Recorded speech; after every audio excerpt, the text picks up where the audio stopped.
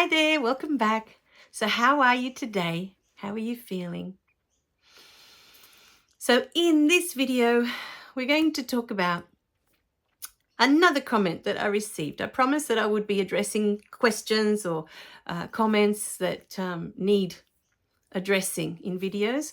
So in this video, we're going to talk about archangels. For those of you who are interested in archangels, I love my archangels. I just love them. So in this video, there were two questions. We'll start with number one. And these questions are from, I'll call this person Malcolm, from the handle. What's the word? The handle. Okay, so Malcolm asked, do I put the title of the angel's name? For example, do we say Archangel Ariel or do we just say Ariel? Which one do we use? Now, what I felt coming through at the time when I read this comment, this beautiful question, is that you need to always follow your heart. You know, what feels right for you? If you're calling in this incredible archangel and it just feels wrong to you to just call them by their first name, does it feel disrespectful to you, or does it feel just wrong to just call them Ariel? You know, it's up to you. If you feel more comfortable saying Archangel Ariel, then call them that. Know in your heart that whatever you call them, when you call them in, they're not going to feel disrespected or insulted, or they know you. Always remember this. These beautiful angels and archangels and spirit guides that are around you all the time. It's like your relatives and your ancestors. They know you. You don't have to call them Mr. Uncle for them to come in and be with you. Like my beautiful uncle, when I called him in, I just called him in. Uncle, come in. I need to see you. I want to see you. Or my aunt that showed up that day. Or your grandmother. Whoever it is that you call in.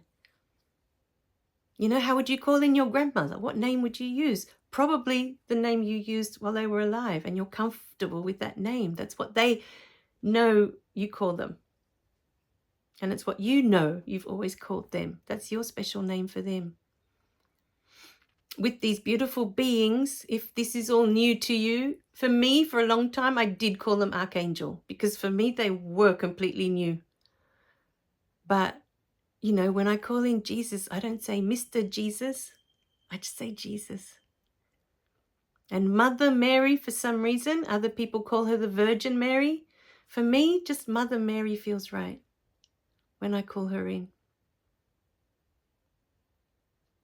So that was the first question. And from that, I was getting a huge download of information to share in this video. And so I thought, oh, okay, I'll make a video just for this one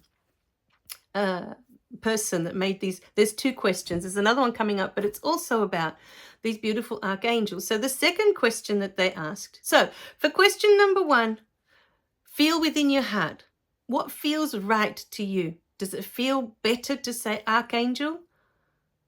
Or do you feel comfortable just saying their name? So for me, it took a while. And for those of you who haven't seen the video where I talked about my first interactions with them, the archangels used to appear in this space far, far away. Like I could hardly see them in this space up high, far away, up high. In the first Reiki healings that I was doing, and I would call them in, I would see them all the way over there. And I could barely see them, but I could see them. And I would call them in, Archangel Michael, Archangel Gabriel, every correct name for me, Archangel. And in the beginning, I only called in 4. I had Archangel Michael, Archangel Gabriel, Archangel Uriel, and Archangel Metatron. Whoops. Sorry, I forgot Archangel Raphael. Don't shoot me. Okay. So if I think of the order that I bring them in, Raphael's always the third one. So Michael's always the first, Gabriel's the second, Raphael, Uriel, and Metatron. But in the early days, they all used to appear up there. And of course, Raphael was always in there because he's the healing angel, you know. I always had this intention that he always comes in for healing. You know, whenever I feel I need healing, he'll be the one I call in. But they would show up all the way over there in the distance in my early healings. And then one day I had this gorgeous healing with this lady. And it was the first time, you know, because I'd been working with them for a few months now in that little space all the way up there. And one day I was doing a healing with this lady, and Archangel Michael just appeared right in front of me, like from here to where this camera is now, like right in front of me. And I was just, you know, at the moment when he showed up, I was just so overwhelmed that the tears just started flowing. I just couldn't stop crying. I was like, oh, you know, I just felt overwhelmed. And it took me such a long time to compose myself and remember that I was doing a healing for someone else. I was doing this distance healing for someone. And once I recovered that, okay, he was there, I called in Archangel Gabriel, and he did the same thing. And I was like, oh my God, they're all doing this today. I'm thinking, I don't know if I can do this healing today. I can't deal with this. It's not that I didn't want them in my space. To a certain extent, there was an unworthiness, like I'm not worthy of having them this close to me. You know, that was coming through for me. But at the same time, I could feel their intense love for me, for this healing that I was doing, for the lady that was on the other side, for all of it, you know. And I was just so overwhelmed with the love coming through, and that they were this close. And I could have said at that moment, I know, you know, I can't. But I didn't, you know, because I understood why they were coming in and why they were there. And I accepted, you know, I accepted. And I said, okay. And eventually I had Raphael behind me, which is huge. He's just so tall. And Uriel came in. And with Uriel, originally, I didn't have a strong connection. I just, for some reason, felt compelled to call her in every time, but didn't know why. So up until this point, I was still calling them Archangel, Archangel, you know, for a long time. I had this going on. Until one day, I was doing this somatic breath work. And in this beautiful breath work, it's a meditation they guide you through, I became one with all these beautiful angels. Like, I could see my energy dissipating from my body and going into Archangel Michael, and then going into Archangel Gabriel, and into Archangel Raphael, and Uriel, and then Metatron. And then they all came rushing into me. And in that moment, I realized, oh, we are one. We are one energy. We've never been separate. And from that moment was that I felt comfortable to just, if I want Michael, just say Michael. I don't need to say Archangel anymore. Although sometimes I may say Archangel Michael. It depends on, you know, what mood I'm in. But it's really up to you how you feel comfortable.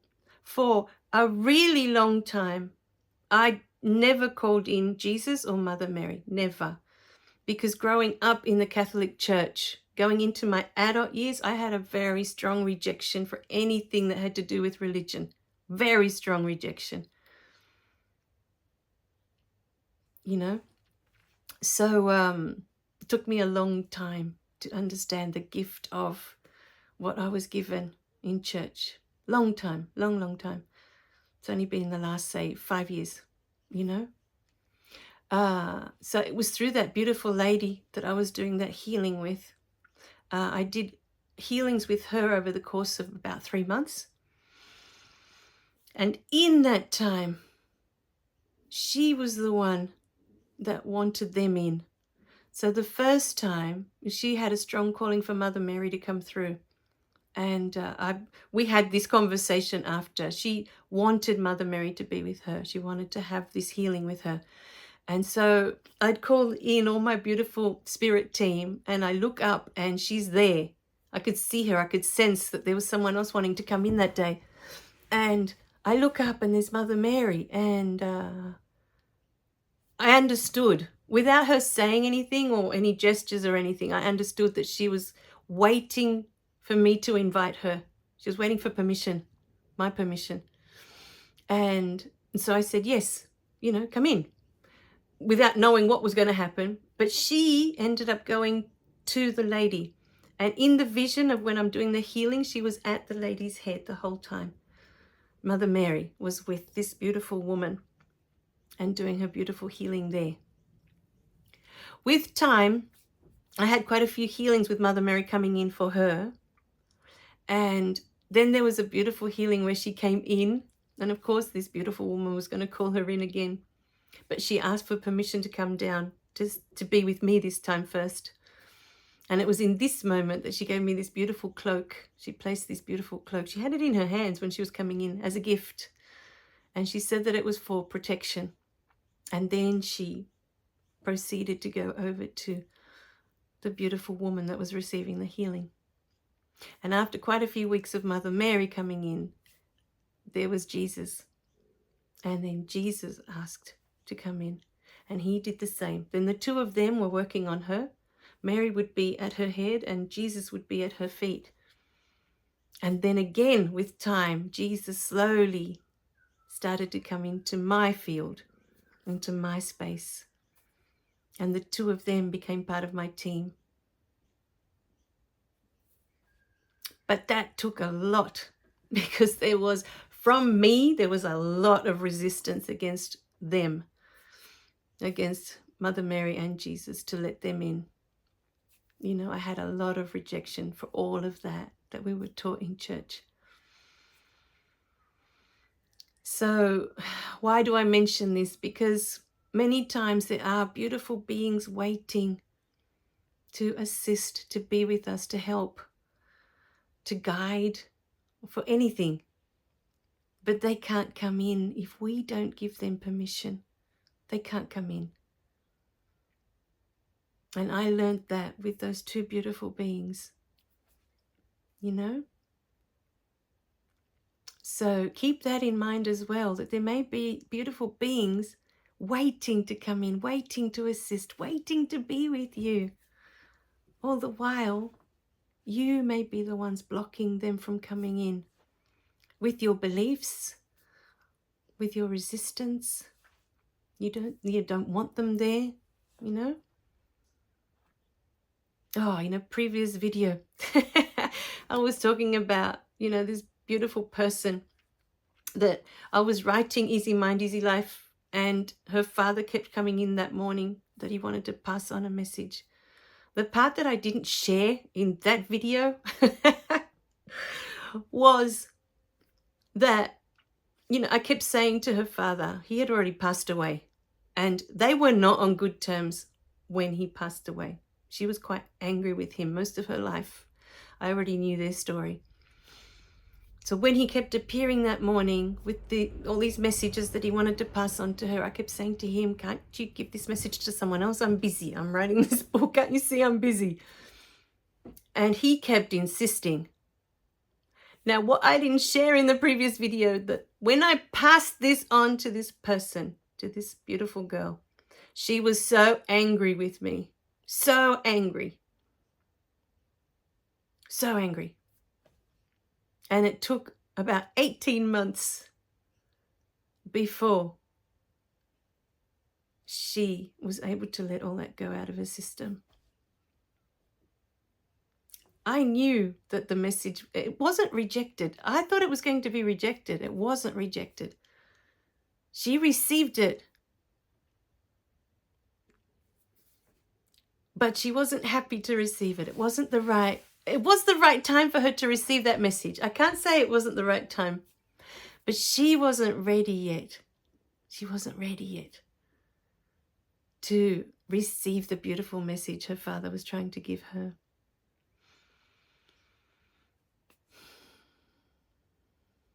So sometimes we're not ready. Sometimes we're in a different place that doesn't allow these beautiful beings to come through. It's always us. Always. The moment you open the door and you say, you know what? I give you permission. I give you permission to come in. I give you permission to be here in this space with me. Assist me, guide me. I'm ready. It's up to you, always. Nobody can come into your space without your permission. And that includes all the beautiful experiences that you're having in this lifetime. All of it. Everything that is in your space is there with your permission. So, this beautiful being, Malcolm, had a second question that we haven't addressed yet. And this question is, so I was told not to look directly into their eyes too. Is that right? Now, I love this question. I really do, because it reminded me of when I had my first awakening. So the answer I gave him for this beautiful question is, do what feels right in your heart. Don't follow what other people have said or haven't said, or even what I'm going to say. Follow your heart. What does it say? You know, I've received the most incredible downloads looking into the eyes of my angels, or into the eyes of Jesus, or into the eyes of Mother Mary. Most incredible. Or to just be in the space with them and to feel their love pouring through that's coming in from their eyes. Is just incredible. But this took me back to when I first started awakening after my daughter was born. And I began to see synchronicities in numbers. Like I'd see 888, and then I kept seeing 888s for days. Or I'd see 55s, and then I kept seeing them for days. And I'll have 444s and 111s and sometimes 41s. You know, and I was new to the whole number thing. I mean, I've always had this fascination with numbers, but I never had this strong synchronicity of seeing the same numbers repeating so much, you know? And so I thought, what does this mean? And I asked my beautiful friend overseas, and somehow she didn't. She said, oh, I have a book, and this is what it says in this book. But then she didn't tell me what the book was called. And I'm like, well, is it a secret? You know, that I can't buy the book and find out for myself every time a number comes up? And then I understood why she didn't want to share the book with me. I went online. Okay, every time there would be a synchronicity of numbers, say there's 111s, and they keep showing up. I would go online at the time to look up angel numbers. What does 111 mean? And I would look up, and there'd be dozens of websites with angel numbers. But do you think that any two of them could have the same?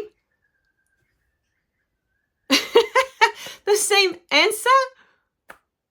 It's like when I go online to look for images of Archangel Michael. There aren't any two the same, and none of them look like the Archangel Michael that I see.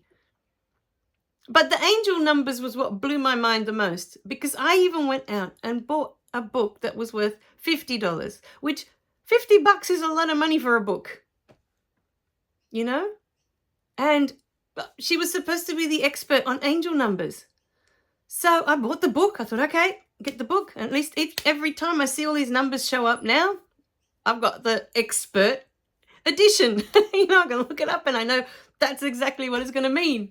And you know what happened? This was the funniest thing. When the numbers started synchronizing again and I'd start to see them all over the place, I'd open up the book and I'd read the definition and I'd go, oh my God, what a pile of hogwash, right? It's like, it doesn't feel anything like that. You know, all these 111s that keep showing up, and I'd read what she said in the book and I'd be like, no, it's not.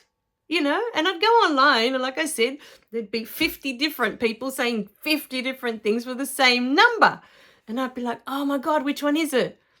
So with time, I just started allocating myself. Okay, if it's 000, it's divine guidance. I'm divinely connected. God is talking to me directly. If it's 111, I'm in alignment. You know, and so it goes. 444 is protection. I'm being protected. 555 is there's a change coming. Change is happening. And so I make up my own. You know, 666 I haven't quite got a feel for yet. 888 means abundance in some way. 777, financial, something, you know, is coming money-wise. So I just make it up and I have fun with it. I don't care, you know, anymore. I don't care. But that angel numbers was what really put it into perspective for me. That you will go online and there'll be all these so-called experts on so many things, and they're all saying different things. So how do you know? You follow your gut. If there's one that you're reading and you feel, oh yes, strong resonance, that's right, that's how I feel it should be, then follow that. But then if you're looking at all of them and none of them resonate, like it happened with me with the angel numbers, then follow your gut, follow your heart. What does your heart say? You know, to me, it's just the angels playing. When I've been working on something and I'm asking, you know, if it's going to work out or what's going to happen, I'll start to see the same number repeating. And for me, it's like, oh, they're saying yes. It's all good. This is the path. You know, continue with this. It's working. You know, you follow your heart, just whatever feels right for you. It doesn't matter if all the so-called experts have told you not to do it a certain way.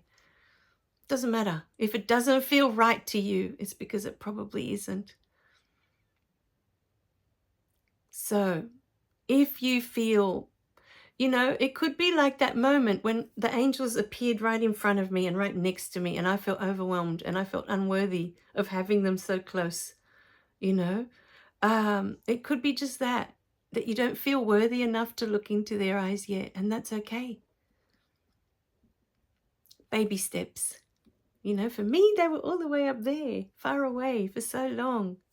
I didn't even have them close enough that I could, you know. So do what feels right in your heart. If you honestly don't feel comfortable looking in their eyes, then don't. If you feel that you want to, there's a strong pull within you that I just want to. I know I did. You know? So let us know how you go. We're really curious to see how this all turns out for you, Malcolm. And thank you for the beautiful questions. We appreciate each and every one of you. Goodbye, my darlings. Remember to click like and subscribe so you don't miss any of the messages. And we'll see you in the next video. Bye for now.